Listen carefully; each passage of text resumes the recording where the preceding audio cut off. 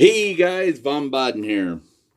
Since there's been some updates and changes to the scythe, I figured we'd do a updated video on the whole process. And there's been a lot of different changes to everything here. So stay tuned.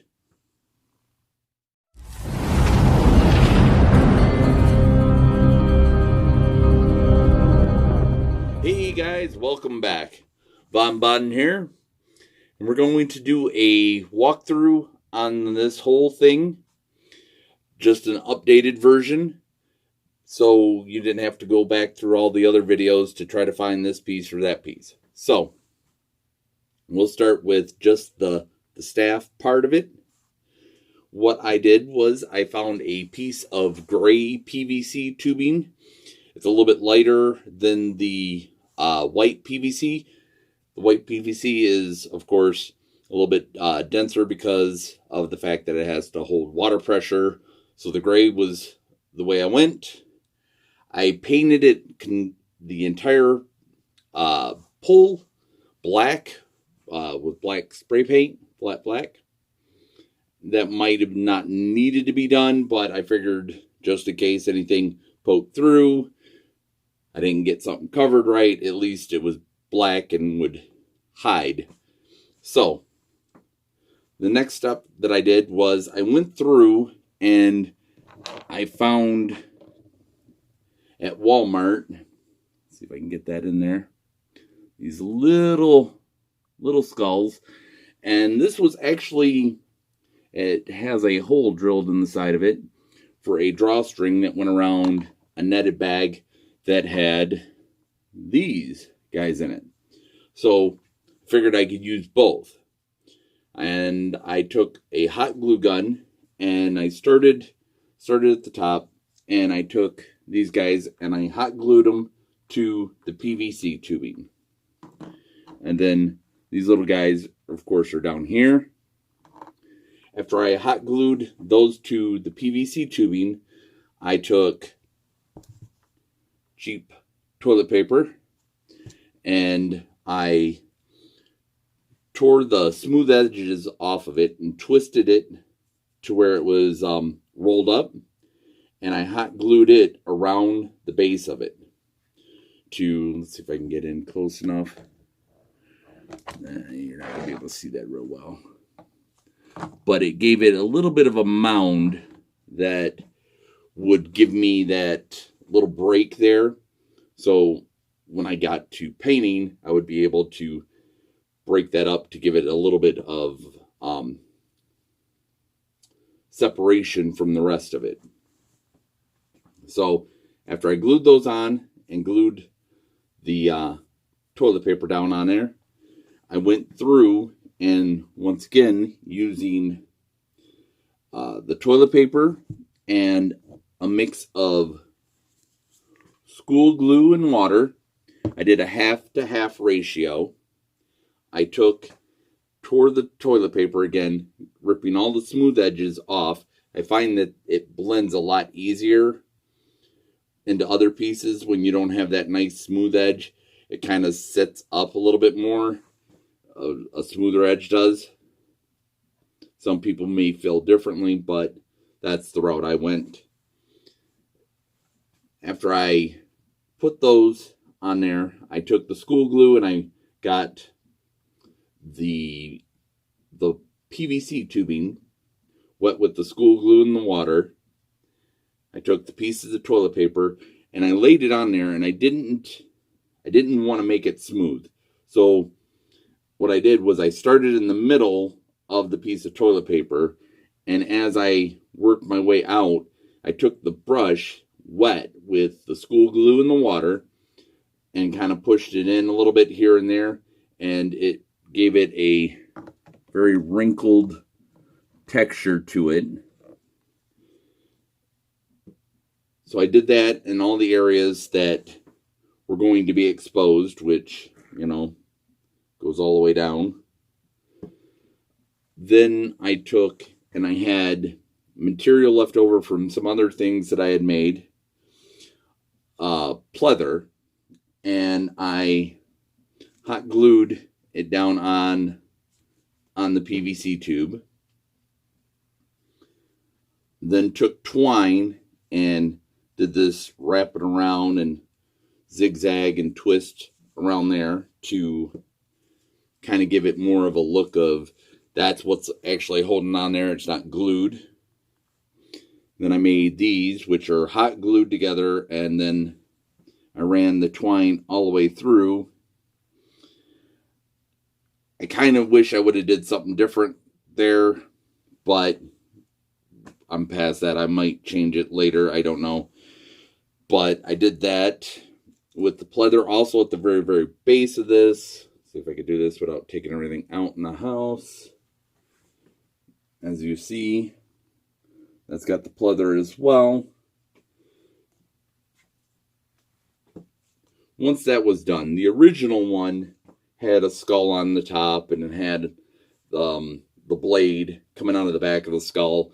And the blade never looked really good. I couldn't get it to where it looked the way I wanted to. So I had seen a video on how to do this with a skull, and I really liked it. So I thought I could definitely take and adapt it to the blade. And I didn't like the skull that was on there. So I ended up removing the head and the blade, and I ended up getting, and I will put a picture of the original skull in the video, or in the comments at least, of what this skull looked like. When I got it, the jaw was attached to the base of the styrofoam skull. It was all one piece. The teeth, I ended up cutting those out and burning that nice and flat. And I will try to post pictures of the progression of that in the video as well. But anyways, I took those teeth and I cut them out. I cut the jaw loose. I took bamboo skewers and put it through the bottom of the jaw and the arms here, and put them up into the top part of the skull, so I could have the mouth look like it's hanging open with this blade coming out. And we'll get to the blade here in a second. After I did that, I took great stuff. Granted, I used it up and I don't have the can here, but if you're not familiar with what this is, leave a comment below and I will post a link to what it is. But it's crack filler for home. I took that and I ended up spraying it over the bamboo skewers to remake that jawline. Smoothed it out a bit. Then I went back to the toilet paper. This stuff is amazing.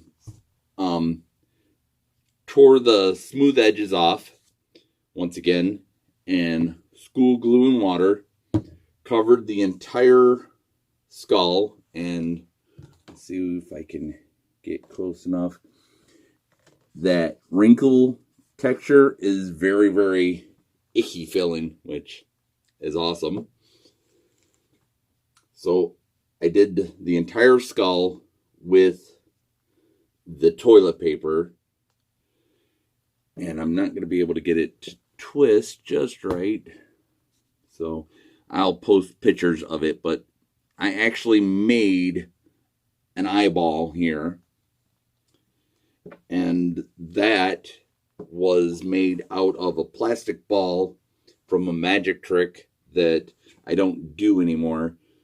But I painted it white, and then I went on Pinterest and found irises, and I printed out sheet of irises, and then I found the one that I liked. I cut it out, and then I glued it to the iris. Excuse me. I glued it to the eyeball, but before that, I took a piece of red yarn, hot glued it to the back of where the eye is, and then kind of frayed the ends and school glued water them down to the eyeball to give it those veining. So that was really cool looking. Then I made the eyelids around the eyeball, and once again did the toilet paper, rolled it up, and then took and did the school glue water mix and kind of saturated the eyelid so it stayed nice and tight in a roll, and put it over the bottom and the top of the eyes to give it an eye lid. Did the rest of the toilet paper on there. Let that dry completely overnight. The next step that I did with the skull was I got this latex black satin. This is for, that it was set outdoors, but anyways, it's Rust-Oleum American Accents Ultra Cover Premium Latex Paint, and it's gloss black. I covered the entire skull with that, and then I did the blade construction. With this was the insulation board. I used 1/2 inch, I want to say. I cut the shape out in it, and then these parts that are uplifted here is made from felt material that I taped down on it because the hot glue will melt the insulation board. So I taped it down on there, and then I took HVAC tape and wrapped around this. I tried to make sure that, bring that a little bit closer, tried to make sure that the ends of the tape were in this part of the jagged looking blade. It hides it very, very well. So I wrapped it, tried to make sure the ends ended here, covered the whole thing. Then for the lines that were left from the edges of the tape across here, I took a knitting needle and I did more scratches into it to hide those, and it actually added more details to this because I wanted it to look banged up. I mean, it's a Grim Reaper's sickle. It's not supposed to be looking beautiful and pristine. So to give it that worn look on there, I did those. Took black acrylic tape, or black acrylic paint, painted the whole thing, and then went back through with a paper towel and wiped it. And I'll leave a link to the video for that, and you know, it's the same process to do these, to get some of that black paint off and leave those details in the blade, which are beautiful in my opinion. Once that was done, I took and got a smaller piece of PVC tubing that would fit inside the main staff, put it inside the head, and placed the blade up against it, taped it, and then once again did the great stuff, foam insulation in here to fill in the mouth around the blade. So that's in there permanently, and of course it's on the back as well. So once that was done, before I did that, I actually made these nurnies, is what it's called, to give that rotting flesh look. which really looks good on camera. And that is done with Monster Latex, liquid latex. I spread that out on a non-stick surface, and then I never done them before. The front one I'm not as thrilled with because it's more one sheet and whatnot. Granted, whenever this is going to be seen by the audience, it's probably 30 seconds, if that, is going to be seen head on. The rest of the time it's going to be profiled. Like that is what they'll see. So, not a big deal. But anyways, the latex, did it on a non-stick surface. Took and kind of pulled it and rolled it in. Gave it some holes. The front one, like I said, didn't come out as well as I would like. But that back, as you get to the back, it definitely did. So, once latex skin dries and you put it on whatever you're going to put it on, you can use more latex skin underneath it. So like this, I put the latex skin over it and then went back with more liquid and put underneath the stuff that was already dry, and it sealed it and glued it to the skull itself. Painted that whatever I wanted. You know, the colors didn't really matter to me. Just wanted to get different colors and different details into it. After I got all of that done, I wanted to give it a wet look. Now, the nice thing with the latex skin was it kept a wet look, but the skull itself, when you paint it with the acrylic paint, it ends up looking very dry. And my opinion, a skull that looks gooey looks a lot more realistic than something that's painted and looks dry. It just looks like it's just painted, and I didn't want that. So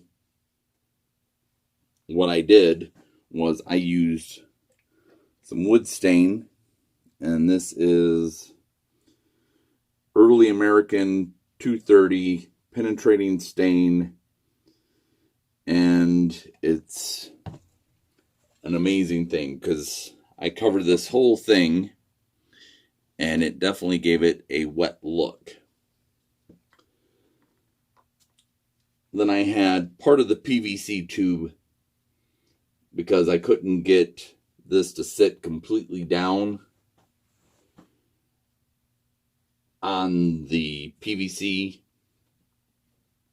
without like altering the jawline. So to make it more hidden, I took more twine and I wrapped it around and around and around and then hot glued it down so it kind of has more of a look like maybe the spinal cord is built into this and it's kind of tied on there. So that is everything on the Scythe 2.0. I will do my best to leave pictures throughout the video on this. If this is your first time to my channel, hit that subscribe button and become part of the Lost Ones friends and family. We have a lot of fun here. Do props, we do magic, and I will see you on the next video. Thanks.